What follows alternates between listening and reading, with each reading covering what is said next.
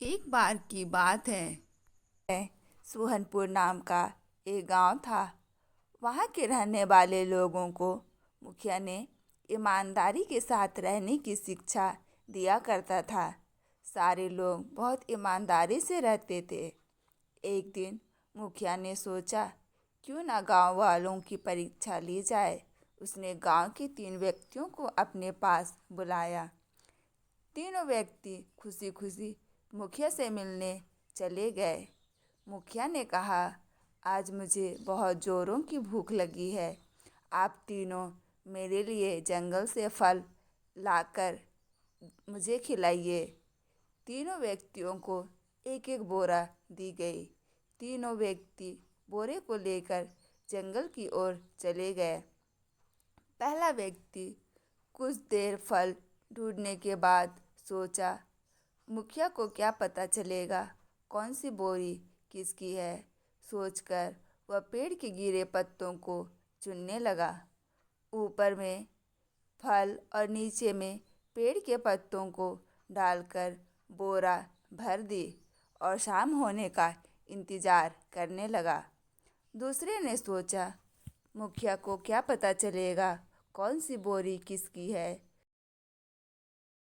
सोचकर उसने पेड़ के गिरे हुए फल को बोरी में भर दिया और तीसरे व्यक्ति ने पूरे दिन जंगल में घूमकर एक बोरी अच्छे फल भर दिया। शाम को तीनों व्यक्ति मुखिया के पास पहुंच गए।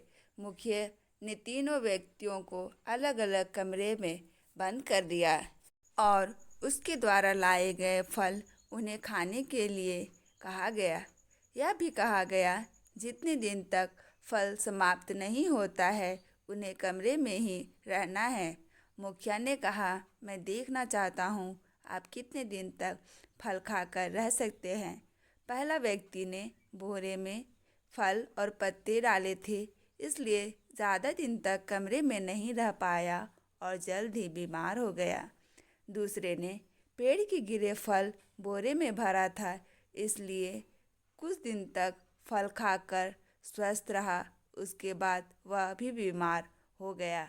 तीसरे ने अच्छे फल भरा था, इसलिए वह स्वस्थ रहा और फल समाप्त होने के बाद मुखिया से कहा, मुखिया जी, मेरे फल समाप्त हो गए हैं। अंत में मुखिया ने तीनों को बुलाया और कहा, जो फल तुम दोनों ने लाया था वो फल मुझे खिलाना चाहते थे। मुखिया ने कहा, मैं तुम्हारी ईमानदारी का परीक्षा लेना चाहता था, पर तुम दोनों असफल रहे। इस कहानी से हमें यही शिक्षा मिलती है कि जो दूसरों के लिए गड्ढा खोदता है वह स्वयं गड्ढे में। इसी तरह की कहानी सुनने के लिए हमारे चैनल को